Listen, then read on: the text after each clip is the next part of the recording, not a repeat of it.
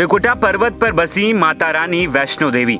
देश और दुनिया से रोजाना लाखों श्रद्धालु माता रानी के दर्शन को पहुंचते हैं। हिंदू मान्यताओं में वैष्णो देवी धाम सबसे अहम माना जाता है। कहा जाता है कि यहाँ मांगी गई मन्नत पूरी होती है। लेकिन इन दिनों देश की सत्ता पर काबिज बीजेपी के लिए माता वैष्णो देवी धाम की विधानसभा सीट इज्जत का सवाल बन गई है।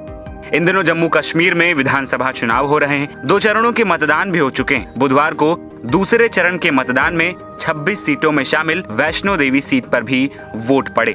सामने आए आंकड़ों के मुताबिक इस सीट पर सबसे ज्यादा 79.95% मतदान हुआ और मतदाताओं ने अपने मताधिकार का इस्तेमाल किया।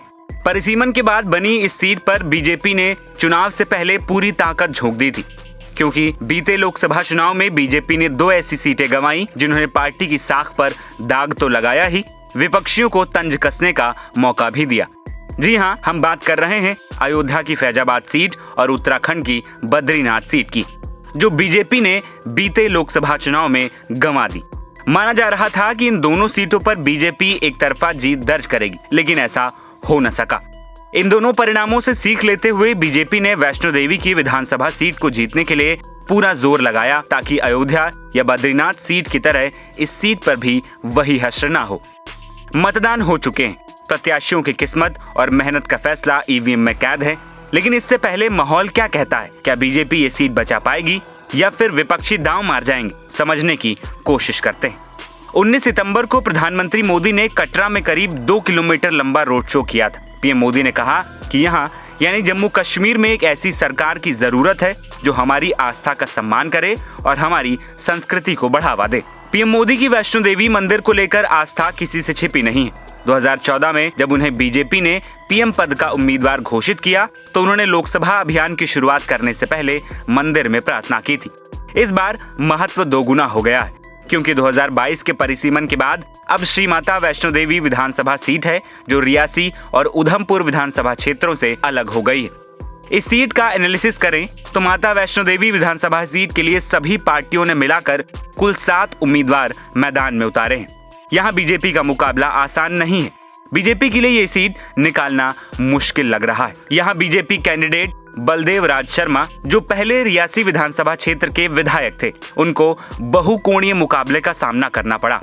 इस सीट पर बीजेपी का सबसे बड़ा सिरदर्द वैष्णो देवी मंदिर के पूर्व संरक्षक बारीदर साबित हो सकते हैं। पहले भाजपा का समर्थन करने वाले समुदाय ने इस बार अपने उम्मीदवार को मैदान में उतार दिया। अगर उनके कैंडिडेट को हिंदुओं के 14,000 वोट मिल भी जाते हैं तो वो बीजेपी को यहाँ तगड़ी चोट पहुंचाकर बड़ा सियासी डेंट लगा सकते हैं। पीढ़ियों से वैष्णो देवी मंदिर में आरती पूजा अर्चना करने वाले बारीदर अपने अधिकारों की बहाली और श्राइन बोर्ड में अपने परिवार के सदस्यों के लिए नौकरियों में आरक्षण की मांग कर रहे थे। इस समुदाय के लोग अपनी समस्याओं का स्थायी समाधान मिलने में हुई देरी को 2014 में नरेंद्र मोदी का वादा पूरा न किए जाने से जोड़ रहे हैं। यहाँ कांग्रेस कैंडिडेट भूपेंद्र सिंह बीजेपी को कड़ी चुनौती दे रहे हैं। सिंह कटरा और वैष्णो देवी मंदिर के बीच ट्रैक पर काम करने वाले पोनी वालों और पिट्ठुओं के संगठन की कमान संभाल चुके हैं। उस आधार पर वो यहाँ के मुस्लिम मतदाताओं का समर्थन मिलने की भी उम्मीद कर रहे हैं। तीसरी बड़ी चुनौती पूर्व मंत्री जुगल किशोर है, जो कांग्रेस छोड़कर गुलाम नबी आजाद के नेतृत्व वाली democratic progressive Azad Samaj party में चले गए। वो निर्दलीय लड़े। उन्होंने किसके वोट में सेंध लगाई, ये देखना दिलचस्प होगा। कुल मिलाकर कहा जा सकता है कि बीजेपी कैंडिडेट अपनी जीत का जो दावा कर रहे हैं वो जनता की कसौटी पर खरा उतर पाएगा या नहीं, ये तो देखने वाली बात होगी।